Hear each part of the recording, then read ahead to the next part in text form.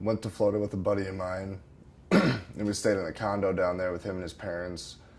And we went to this restaurant that had a little mini bar outside. And that night, I was like, I want to get drunk. So we went down there. They had these plastic coolers with plastic hinges. So I had to bring a knife to cut them. And he wasn't having it. He didn't want to go. So he started turning around, and I threw the knife at him. And I didn't hit him, but and I didn't realize like how bad that was at the time. He was my best friend, and I could have killed him. I was the one that was enforcing the rules. I was the one that was talking to Matt constantly, lecturing him, trying to do my best to set him straight, give him goals, just hold him responsible for his actions, set consequences over and over and over, all the same results. My use affected the people around me by, I don't really know. I mean, I know it made them sad, made them frustrated.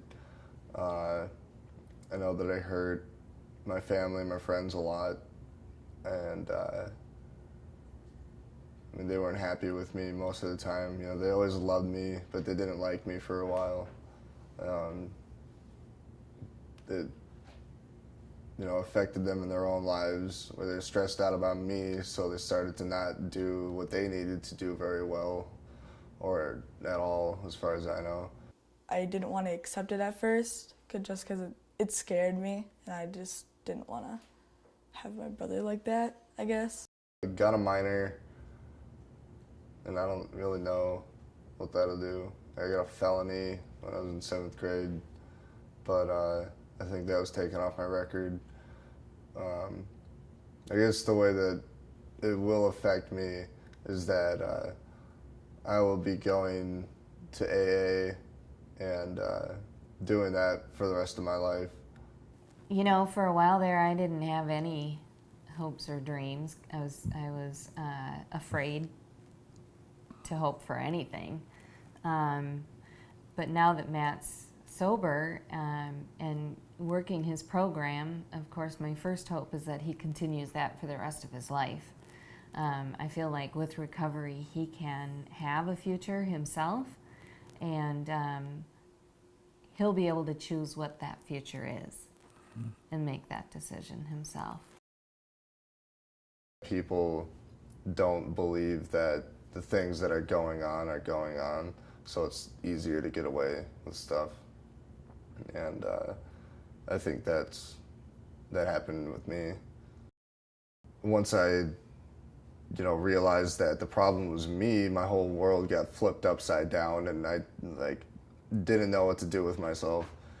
I called this dude that I knew from the program later that day and asked him to be my sponsor, and he's been my sponsor since then. We instantly started reading the book of Alcoholics Anonymous, the big book, and the book asks you to meditate for an hour afterwards. And I did that, and after I was done, I felt incredible. It was awesome. It was the best high I've ever had. And I just felt so grateful for everything.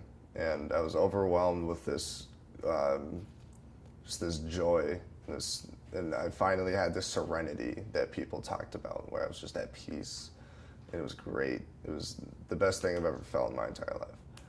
Today, I think our relationship is a miracle. We go to meetings together on a pretty frequent basis. We spend a lot of time talking about recovery. We spend a lot of time doing service work. And it's really neat because I know what he's going through, and he knows what I'm going through. He understands it like nobody else can that's a non-user, non-alcoholic. I have an awesome life. Dude, my life is great. I have a family that loves me. I've got a job. I got friends. I have a school that I can go to, a sober school. I got a lot of stuff going for me, man. My life's good, and I'm happy. It's great.